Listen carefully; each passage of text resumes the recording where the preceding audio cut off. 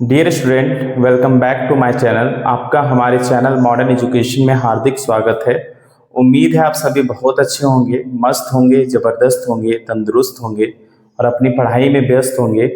बहुत सारे दोस्त ऐसे हैं जिनका रेलवे एनटीपीसी का एग्ज़ाम हो चुका है और बहुत सारे ऐसे हैं जिनका भी होना बाकी है। एग्ज़ाम का सीरीज चल ही रहा है। इसी बीच में एसएससी सीजीएल का एग्ज़ाम फॉर्म लोग भर रहे हैं और हम लोग मिश्रित प्रश्न का श्रृंखला देख रहे हैं। ये पार्ट 3 होने वाला है। आप लोग पूरा वीडियो को अंत तक देखिएगा और देर नहीं करते हुए आइए आज के पहले क्वेश्चन को तरफ देखते हैं। पहला क्वेश्चन क्या कहता है? किसी संकवार तंबू में 40 व्यक्ति की रहने की व्यवस्था है। प्रत्येक व्यक्ति को जमीन पर 5 मीटर स्क्वायर के स्थान और सांस लेने के लिए 70 मीटर क्यूब की हवा की जरूरत है। तो आपको तंबू की ऊंचाई ज्ञात करना है। क्वेश्चन आप समझ गए होंगे। देखिए, सबसे पहले हम एक फिगर ड्रॉ करते हैं। फिगर क्या है? एक शंकु का फिगर है। शंकु में क्या बोलता है कि 40 व्यक्ति को बैठने की जगह। लोग कहां बैठेंगे? ये वृत्ताकार जो पथ है, ये जगह है, यहां पे बैठेंगे। वृत्ताकार जगह में बैठेंगे तो क्या होता है? वृत्त का क्षेत्रफल होता है पाई आर स्क्वायर। और कितने लोग बैठेंगे? 40 लोगों का जगह है और प्रत्येक व्यक्ति कितना एरिया घेरता है? 5 मीटर स्क्वायर। तो यही हमारा वृत्त का क्षेत्रफल गिवन है, यानी बोल सकते हैं 40 पच्चे 200 मीटर स्क्वायर। ये वृत्त का क्षेत्रफल दिया हुआ है। उसके अलावा एक चीज और गिवन है कि उन्हें हवा यानी सांस लेने के लिए 70 मीटर क्यूब हवा की जरूरत है। तो सांस कहां लेगा? इसी रेडियस में लेगा, इसी के अंदर लेगा। तो शंकु का हम आयतन लिखेंगे 1/3 पाई आर स्क्वायर एच। कितने लोग हैं? तो 40 लोग हैं। कितना चाहिए हवा? वो लोग को 70 मीटर क्यूब की हवा की जरूरत है। ये शंकु का आयतन हो जाएगा। अब देखिए, पाई आर स्क्वायर हमें पहले से गिवन है 200 मीटर स्क्वायर। तो हम यहां लिखेंगे 1/3 into 200 into H is equal to 40 into 70। देखिए 1 2, ये 2 जीरो उड़ा दीजिए। 2 दूना 4, 7 दूना 14 और 14 दिया 42। तो एच बराबर कितना हो गया? 42 मीटर। क्वेश्चन आसान था, बिल्कुल समझ गए। Option number A is the right answer. एक बार और क्वेश्चन को देखिए, बिल्कुल आप समझ गए होंगे। अब हम लोग आज के अगले प्रश्न की तरफ चलेंगे। अगला प्रश्न आप बोर्ड में देखिए, ये बहुत ही आसान प्रश्न है और ये एएलपी 2024 में पूछा गया प्रश्न है। आइए देखते हैं प्रश्न क्या कहता है। प्रश्न ये कह रहा है 40 का 80% 25 के 4/5 से कितना अधिक है? ध्यान दीजिए, 40 का 80%, 80% का मतलब होता है 4/5 और बोला गया है 25 के 4/5 से कितना अधिक है। आप ध्यान दीजिए, 5 पचे 25, 5 चौका 20, यहां से 20 हो गया। 25 अठी 40, 8 चौका 32। अब बताइए इससे ये कितना अधिक है? तो 12 अधिक है। बहुत ही आसान क्वेश्चन था और ये एएलपी 2024 में पूछा गया प्रश्न है।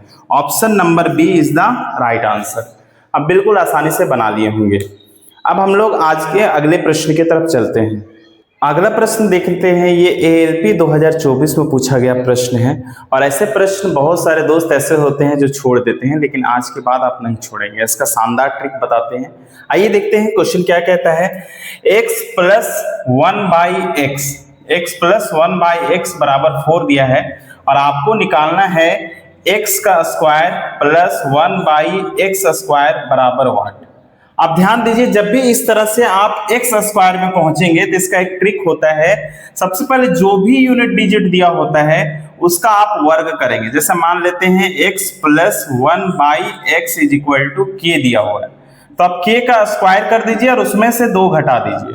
तो आप समझ गए हैं आपको पहुंचना क्या है, x से x स्क्वायर में पहुंचना है। तब हम क्या करेंगे, जो डिजिट दिया हुआ है उसका वर्ग कर देंगे। यहाँ पे 4 दिया हुआ है, 4 का वर्ग करेंगे और 2 घटा देंगे। 4 का स्क्वायर कितना होता है? 16। 16 में से 2 घटा देंगे, कितना आएगा? 14। यानी 14 इज द राइट आंसर। 14 हमारे पास जो आया ये हमारे आंसर हो गए, यानी ये ऑप्शन नंबर सी में डिस्प्ले हो रहा है।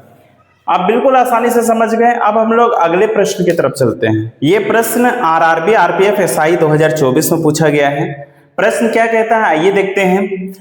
दो संख्याओं का एलसीएम और एचसीएफ क्रमशः 114 और 119 114 और 19 है, यदि इनमें से एक संख्या 57 है तो दूसरी संख्या ज्ञात कीजिए। इस तरह के क्वेश्चन आसानी से बना सकते हैं। इसका फॉर्मूला ये कहता है LCM into HCF is equal to first number into second number. आप आसानी से इस तरह के क्वेश्चन को बना सकते हैं। आइए देखते हैं प्रश्न को कैसे हल करते हैं। सबसे पहले हमें पता है कि LCM into HCF is equal to first number into second number. LCM है हमारे पास 114, एचसीएफ है हमारे पास 90 और फर्स्ट नंबर गिवन है 57। आपको सेकेंड नंबर फाइंड करना है। आप देखिए 57 दूना 114, 19 दूना 38, यानी सेकेंड नंबर आपको कितना मिल गया? 38 मिल गया। और ये किस में डिस्प्ले है? ऑप्शन नंबर बी में डिस्प्ले कर रहा है, इसलिए B is the right answer. अब हम लोग अगले प्रश्न की तरफ चलते हैं। ये प्रश्न एएलपी 2024 में पूछा गया प्रश्न है। प्रश्न इस प्रकार है, दो उम्मीदवारों के बीच एक चुनाव में कुल वैध मतों का 55% मत प्राप्त हुआ और 20% मत अवैध थे। यदि कुल मतों की संख्या 7500 थी तो विजय उम्मीदवार ने कुल कितने मतों के बहुमत से चुनाव जीता? क्वेश्चन आप समझ गए होंगे, ये वोटिंग सिस्टम का क्वेश्चन है और ये इस तरह के प्रश्न हर बार पूछे जाते हैं। तो आज देखते हैं इस तरह के प्रश्न को हम लोग कैसे निपटाते हैं। सबसे पहले देखेंगे टोटल मत कितना था? 7500।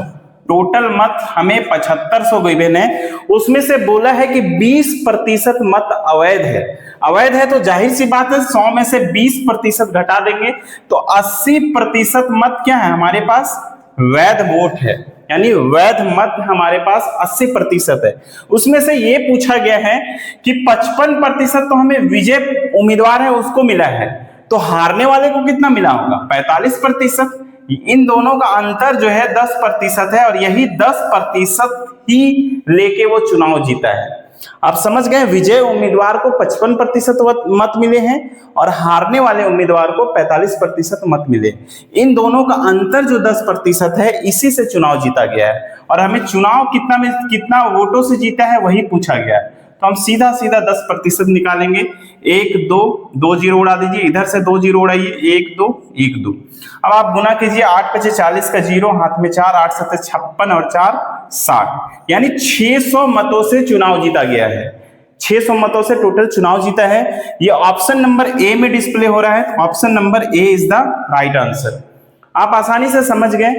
अब हम लोग इसके बाद अगले प्रश्न की तरफ चलते हैं। ये प्रश्न आरआरबी जेईई 2024 में पूछा गया प्रश्न है। प्रश्न औसत चाल से संबंधित है। प्रश्न इस प्रकार है, ए और बी के बीच की दूरी 1253 किलोमीटर है। चमन ए से बी तक 93 किलोमीटर प्रति घंटा की चाल से जाता है और फिर 95 किलोमीटर प्रति घंटा की चाल से वापस ए तक आता है। तो चमन की औसत चाल बताइए। देखिए, औसत चाल निकालने का सबसे आसान तरीका यह है कि सबसे पहले हमें क्या करना है, 2 इंटू स्पीड 1 इंटू स्पीड 2 बट्टा में स्पीड 1 प्लस स्पीड 2। अब ध्यान दीजिए, हमें क्या करना है, 2 गुना में जाता कितना के चाल से है? तो 93 किलोमीटर प्रति घंटा की चाल से, और वापस कितना आ रहा है स्पीड 2? 95 किलोमीटर प्रति घंटा की चाल से। अब देखिए यहाँ पे क्या करना है, S1 प्लस S2 को जोड़ देना है, यानी स्पीड 1 प्लस स्पीड 2। तो 93 गुना में प्लस है प्लस 95। अब जब आप इसको जोड़ेंगे तो हमें मिलने वाला है 5 और 3 8 9 9 18 188। अब इसको काट दीजिए, 2 9 18 2 चौका 8। अब यहाँ पे ध्यान दीजिए, 93 को आप इस प्रकार से लिख सकते हैं, 94 माइनस 1, 93 हो गया। 95 को आप ऐसे लिख सकते हैं, 94 प्लस 1, 95 हो गया। ये भी बट्टा में कितना है, हमें 94 गिवन है। आप देख सकते हैं ए स्क्वायर माइनस बी स्क्वायर के फॉर्म में है, ए माइनस बी ए प्लस बी। तो हम इसको इस प्रकार से लिखेंगे, 94 का स्क्वायर माइनस 1 का स्क्वायर 1 होता है, बट्टा में 94। अगर आप इसको डिवाइड करेंगे तो किस प्रकार करेंगे, 94 का स्क्वायर है बट्टा में 94, सबको सेपरेट अलग अलग लिख देंगे, 1 बट्टा में 94। अब देखिए 94 से स्क्वायर कट जाएगा तो हमें क्या मिलने वाला है, 94 माइनस 1 बाई 94। अब आप ध्यान दीजिए, एक को जब हम 94 से भाग देंगे तो 0 पॉइंट समथिंग आएगा। अब जब इसको घटाएंगे 94 से तो 94 से कुछ कम आएगा, यानी बोल सकते हैं 93 पॉइंट अप्रोक्स 99 कुछ करके आएगा, इस तरह से आएगा। तो ऑप्शन नंबर बी में हम देखेंगे इतना करीब में कौन सा ऑप्शन है, तो ऑप्शन नंबर बी में है 93.99 किलोमीटर प्रति घंटा। तो हम कह सकते हैं option B is the right answer. वहां पे क्या करना है, हमें डिवाइड नहीं करना है, बल्कि ये देखना है 1 को जब हम 94 से डिवाइड करेंगे तो एकदम करीब आएगा 0.1 के। तो हम कह सकते हैं 94 में जब हम 0.1 माइनस कर देंगे तो 93.99 आएगा।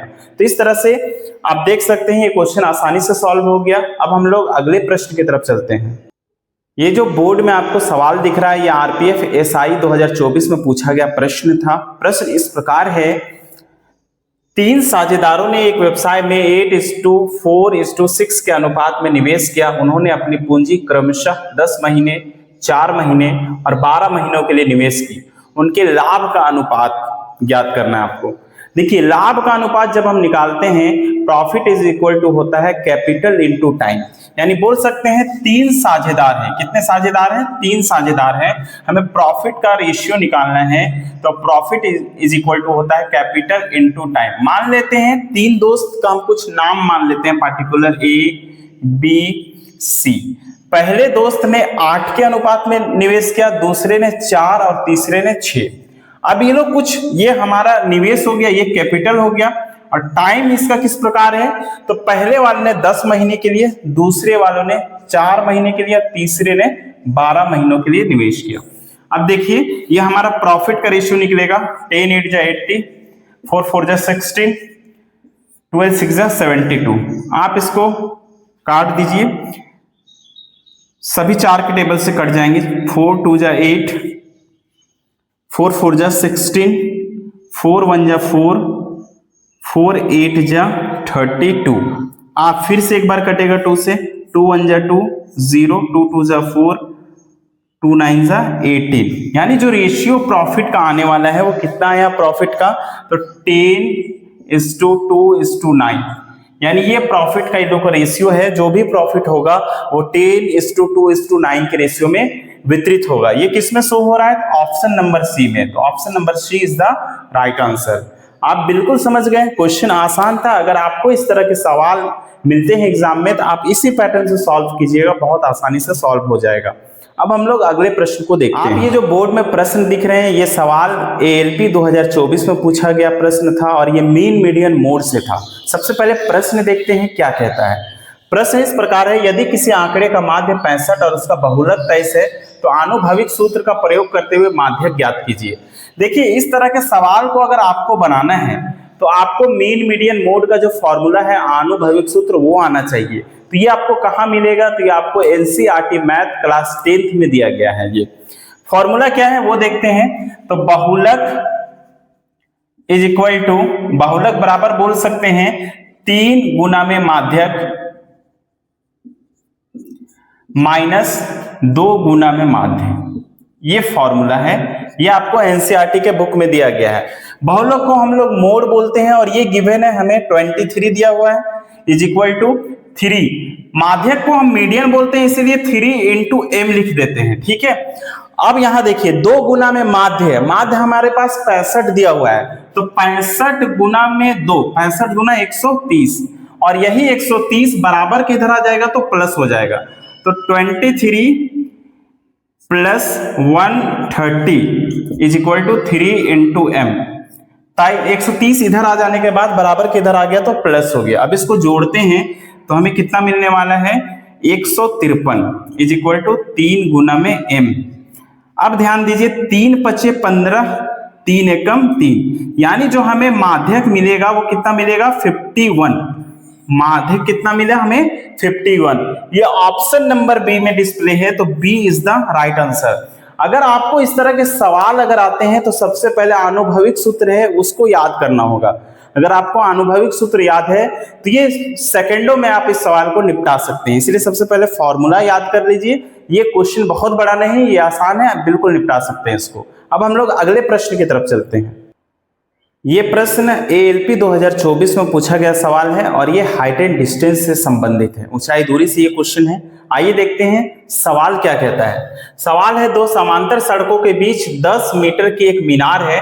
मीनार के शिखर से दोनों सड़कों के अवनमन कोण क्रमशः 30 डिग्री और 45 डिग्री है, तो सड़कें एक दूसरे से लगभग कितनी दूरी पर है। देखिए, इस तरह के प्रश्न को बिल्कुल आसानी से बना सकते हैं। सबसे पहले आप केयरफुली से इस क्वेश्चन को देखिए कि किस प्रकार से इसका सॉल्यूशन हो रहा है। तो आप ध्यान से इस क्वेश्चन को देखिए। सबसे पहले हम क्या करेंगे, एक सड़क ड्रॉ कर देते हैं। ठीक है, ये सड़क हमें दिख रहा है। अब इसके बीचों बीच क्या है, एक मीनार है और मीनार का ऊंचाई दिया गया है 10 मीटर। मीनार की ऊंचाई दिया गया है 10 मीटर। अब सड़क के बीच में क्या है, 10 मीटर का एक मीनार है। आप इसको यहां से मिला दीजिए तो देखिए एक ट्राइंगल का रूप लेगा और ये ट्राइंगल कैसा बनेगा, तो ये ट्राइंगल एक राइट एंगल ट्राइंगल होगा। कैसा होगा, राइट एंगल ट्राइंगल। देखिए उसके कुछ जो अवनमन कोण है, आपको अवनमन और उन्नयन कोण जो होते हैं वो लगभग बराबर होते हैं, तो आपको अवनमन नहीं पढ़ना है, उन्नयन पढ़ना है। तो एक है 30 डिग्री और एक है 45 डिग्री। एक हमारे पास 30 डिग्री है, दूसरा हमारे पास 45 डिग्री है। ध्यान दीजिए, यहाँ पे जो हमारे पास बेस है इसको निकालने का सबसे बढ़िया टेक्निक क्या है उसको समझते हैं। अगर आपको 45 डिग्री दे रखा है, अगर आपको 45 डिग्री दे रखा है तो जितना हाइट होता है उतना ही उसका बेस होता है। ये पहला ट्रिक है। 45 डिग्री दे रखा है तो जितना हाइट होता है उतना ही बेस होगा। तो बेस हमारे पास ये पॉइंट है, मान लेते ये पॉइंट डी है और यहाँ ए और ये बी हो गया। ठीक है, तो जो डीबी हमारे पास हो गया, बेस हमारे पास 10 है, सॉरी हाइट हमारे पास 10 है, जितना हाइट होगा उतना ही बेस हो जाएगा। किस बिहाफ पे, अगर आपको डिग्री 45 दे रखा है। अगर 30 दे रखा है तब क्या करेंगे, सेम वही लिखना है, 10 लिखना है, बस इसमें रूट लगाना है, 10 रूट 3 मीटर, बस इतना हो जाएगा, 10 रूट 3 मीटर हो जाएगा। अब रूट 3 का जो वैल्यू हो जाता है वो कितना हो जाता है, 10 इंटू 1.732 1.732 लगभग ये होता है इसका रूट 3 का वैल्यू। अब जब इसको हम लोग गुना करेंगे तो आएगा 17.32। ये दूरी हो गया हमारे पास AD का, और BD का ऑलरेडी दिया है 10 मीटर। जब इसको हम जोड़ेंगे तो 17 और 10 27.32 मीटर। तो यही हमें सड़क की दूरी पूछा हुआ तो कितना है, 27.32। ये किसमें शो कर रहा है, option number A is the right answer. बिल्कुल आसानी से समझ गए। आप देख सकते हैं किस तरह से इस क्वेश्चन को बनाएंगे। आप जब भी इस तरह के सवाल आए तो आप ध्यान देना है, अगर 45 डिग्री दिया है और आपको जितना हाइट दिया है उतना ही बेस होगा। 30 डिग्री दे रखा है तो जितना हाइट होगा उसमें से रूट 3 लगा देना है, 10 इंटू रूट 3। अब बिल्कुल समझ गए। आज के हम लोग अंतिम प्रश्न की तरफ बढ़ते हैं। आज के हम लोग अंतिम प्रश्न की तरफ चलते हैं। ये प्रश्न RPF SI 2024 में पूछा गया प्रश्न था। सवाल क्या कहता है, आइए देखते हैं। एक व्यक्ति ने एक वस्तु को उसके अंकित मूल्य पर पहले D% की छूट दी और फिर उतने ही समतुल्य रुपीज में एक और छूट देकर 504 में बेचा। यदि वस्तु का अंकित मूल्य 3600 है तो D का मान क्या है। पहले क्वेश्चन को आप अटेम्प्ट लीजिए, बनाने का प्रयास कीजिए, हो सकता है आप बना लेंगे। उसके बाद अगर आप नहीं बना पा रहे हैं तो आइए देखते हैं इसका सॉल्यूशन किस प्रकार होगा। सबसे पहले अंकित मूल्य लिखेंगे। अंकित मूल्य है 3600। कितना है, 3600। उसमें से वो D% का छूट देता है। तो D% देने का मतलब है, अगर D के जगह में 10% होता तो 100 में से 10 घटा देते हैं, यानी 90% में हमको दे दिया। वो 10% छूट, जितना भी छूट रहेगा वो घटा देंगे। तो 100 में से D घटा दिए, D% की छूट दी है, बट्टा में 100। एक और काम करता है कि एक और इतना ही का छूट दे देता है, यानी 3600 का जब हम D% निकालेंगे D/100 तो देखिए 2 0 से 2 0 कैंसिल हो गया, तो कितना हो गया 36D। यानी इसी के बराबर एक और छूट हमको वो दे रहा है 3600 का, तो माइनस लिखेंगे 36D। और यही वाला वो टोटल सामान 3600 का सामान 504 में दे दिया। ये बहुत ताज्जुब की बात है, इतना कम में मिलना बहुत ही मुश्किल होता है। चलिए देखते हैं, 2 0 से 2 0 निपटा दिए, 36 से कम 36 तो 3600 हो गया। 36 को जब D से गुना करेंगे 36D minus 36D is equal to 504। आप देखिए 36 और 36 72 हो गया, माइनस माइनस प्लस होता है, साइन माइनस रहेगा तो बराबर के उधर चला जाएगा तो ये प्लस में हो जाएगा 72D। और इधर घटा देंगे 3600, ये प्लस है बराबर के इधर ले आए 504, घटा माइनस में हो गया ये। अब 3600 में 504 घटाएंगे तो 3096 मिलने वाला है, बटा में 72D यानी 72D। अब इसको हम लोग काटते हैं 18 के टेबल से, 18 चौका 72। अब जो है 18 चौका 72 हो गया। अब 18 के टेबल से 18 एकम 18, 12 चल गया 129 हो गया, 18 सत्ते 126, 3 चला गया 18 दूना 36, 4 चौका 16, 1 चला गया 4 तिया 12, यानी डी का मान कितना मिलने वाला है 43। ऑप्शन नंबर किसमें डिस्प्ले हो रहा है, तो option number A is the right answer. Option number A is the right answer. बिल्कुल आप आसानी से समझ गए। और डी का मतलब हो गया ये प्रतिशत, 43% की छूट देता है हमें वो। आप समझ सकते हैं 3600 का वैल्यू वाला सामान 504 में आपको मिल गया।